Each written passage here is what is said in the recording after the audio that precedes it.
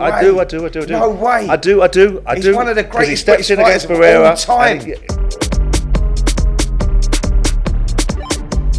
Welcome to Talk Boxing, the Q&A with Simon Jordan and Spencer Ollie?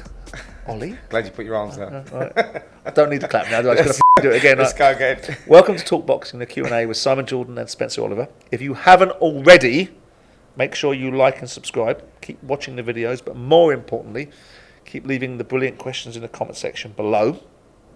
But let's get on with the show, Spence. A lot of my friends used to call me Ollie. Did they? Mm. Why? Short for Oliver. Short for Oliver. Yeah. Imaginative friends, yeah? Very thoughtful ones, yeah? Spence, Ollie, right? Okay. Let's have a look down this list of names that I always delight in. Okay. Steady Eddie. Can't be Eddie Hearn, can it? Is first up.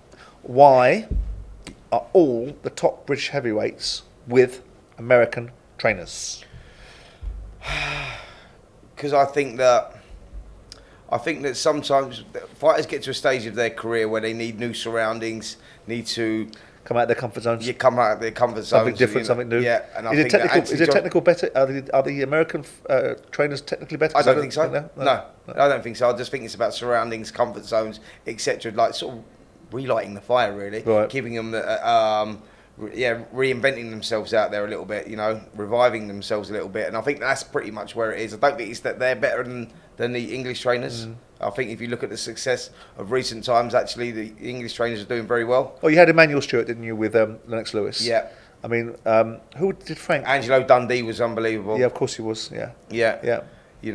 But in recent times, I mean, Derek James is doing great at the moment. He's got the Charlotte brothers, they're all Spence. But the question is specific about British heavyweights. Don't muddy the waters. I'm not muddying the waters, mate. Just confirm the question around top British heavyweights. Purely for, I just think that it's just new surroundings and Well, Daniel's he's not with an American heavyweight, an American trainer, is he? He's with Don Charles, isn't he? Don Charles, yeah. Right, so. Yeah, but he's young, isn't he? So all the top heavyweights at the moment, if you look at them, like Anthony Joshua's 33, Tyson Fury is a similar age. Yeah. I think so. I think they go over there just to sort of reinvent themselves a little bit, if I'm totally honest. Okay, all right. Hassan asks, would Roy Jones Jr. feature in your top 5 greatest boxers since the 90s?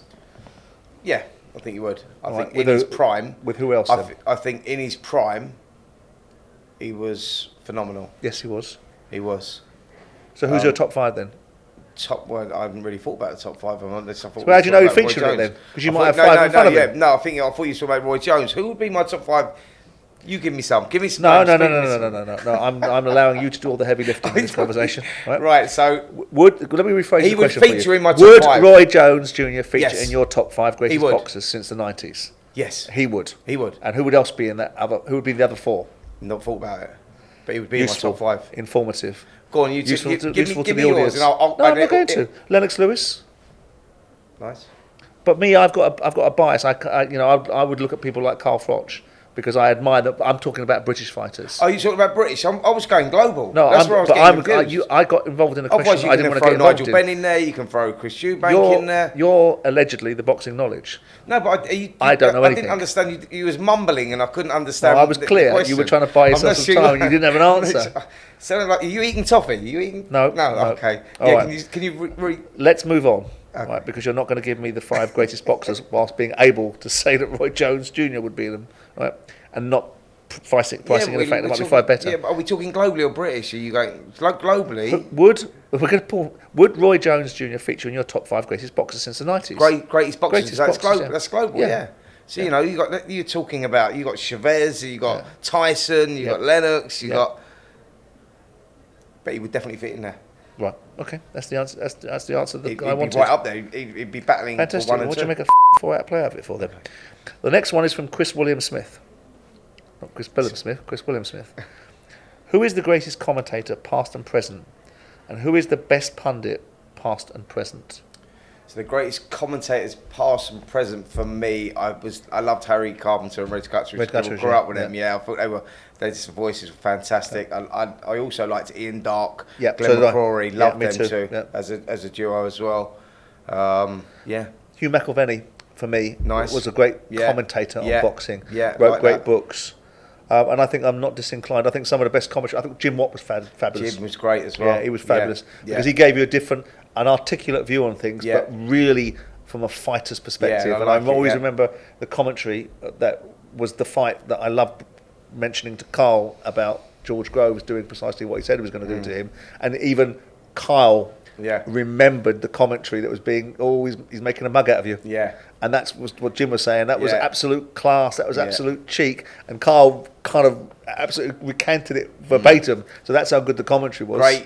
Great era of commentators that was, in the 90s. Our next question is from Adam Green. Who do you think is the most underrated and overrated British boxers of all time? So the most underrated British boxers of all time, if I go back, I've got a couple. Kirkland Lang, if I go back, Kirkland Lang was one, definitely. He beat Roberto Duran in 1980, and Duran went on to win 4 world titles.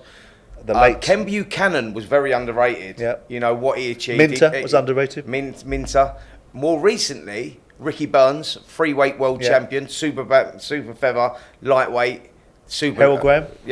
Harold Graham. Yeah. It was the most unlucky not to win a world title, I believe. So we've gone down the route of answering the question about who's the most underrated. And I'm sure we've missed out lots of people that we could have considered in this conversation. But that's the benefit or the loss of spontaneity. But who's the most overrated British boxers then? It's a tough question, that. It's a tough question. Who's the most overrated? Because we have a tendency in this country to pull our fighters down and to pull our sportsmen, build them up to knock them down. I can't answer that question. That's a tough question, that. I thought also Lloyd Hannigan, for his achievements, didn't quite get the credit he should have got. Great one, Yeah, because he beat... I'll tell you another one as well. David Hay actually didn't get the credit that he deserves. When you look at what he actually... Well, David was too busy giving it to himself. Yeah, no, but that's the problem. David's sort of undone his own legacy, really. Yeah. But he was brilliant. When he beat Jean Womack over in France, you know, and even Tony Bellew at his most pithiest moments talked about the brilliance of David Hayes. So you know, sometimes if there's nothing wrong with giving yourself a bit of credit if you deserve it. Who's overrated? Overrated. I'll let you have that one. I think Nazim. Oh, no. I do. No way. I do. He's one of the greatest he steps in against Barrera of all time. Barrera for me was the biggest test that he had, and boom, gone. Yeah, but he was gone by then. Kevin Kelly's but boots, he was gone by then.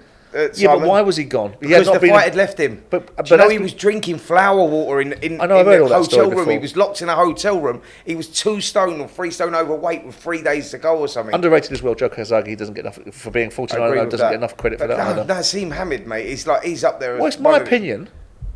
I'm allowed to have it. It will show the lack of boxing knowledge I've got as far as you're concerned. But I'm going to have it because I think that ultimately he didn't live up to the billing. When it really got hot in the kitchen, you know, he didn't necessarily stand up to it. You say he was drinking water out of a flower. You're going off that one fight, but go back, man. Tom Boom Boom Johnson when he made mincemeat out of Steve Robinson when he won the title. A lot of people didn't like that because he was taking the piss so much, by the way. But it was just an unbelievable performance. Pat Cardell was another one. Another one didn't get the credit he should have got. Who? Pat Cardell. Yes, good shout, to be fair. Colin Jones as well. Pat Cardell got knocked out in a round by Zuma Nelson, didn't he? Yeah. Bad knockout, that. Yeah. A bit like Dave Boy Green with Sugar Ray Leonard, right? That was a bad one. Blimey. Yeah. Left hook, boom. Have we found an overrated boxer yet? No, have you? Herbie Hyde. I like that. Do you know what? I've got some good stories on Herbie Hyde. That's a nice one, that, because Herbie Hyde was a bully in the gym. Yeah. He used to go out there, and I saw him knock out a young amateur once in the gym, flattened him. It was out of order, if I'm totally honest. But when the heat was put on him, like when he went out there and he boxed, who was it? Riddick Bowe he boxed, didn't he? When he went out there, and the shots, when he boxed Klitschko, the shot was that far over his head, and he was gone. Have you actually bothered to contribute in this one with an overrated fighter? What do you mean? You haven't given us a name of an overrated fighter. That's what I mean. It's not bleeding complex, is it?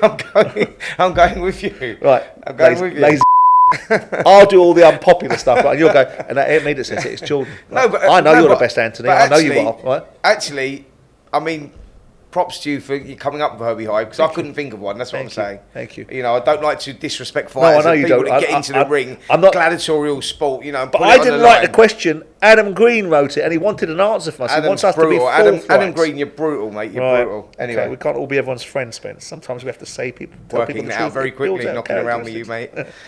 Hang around a bit more. You'll have no friends. Okay, last one is from Lil Mitch. Asks, do you remember seeing a fighter for the first time and immediately knowing they were destined for the big time? You're going to laugh at this. Nazim Hadid. You're going to laugh at this, mate.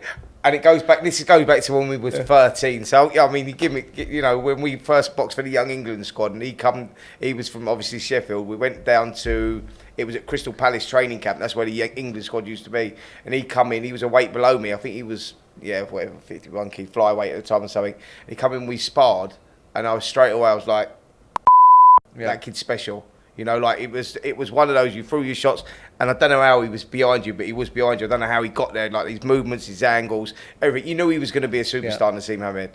I would say from. How did you guess that, by the way? Oh, because you're bleeding it's predictable. So predictable. That's why, yeah. I would say currently, I think it's undeniable. You're looking at one in Ben Whittaker, and I think that was cemented in people's minds when he turns down. For me, it was cemented in his amateur career. Adam Azim, go on. No, it was Amir Khan. It was Amir Khan. Okay. And both of them won silver medals, ironically. Yeah. And it was watching Amir Khan and meeting him when he was 17 years of age and just watching the way he handled himself.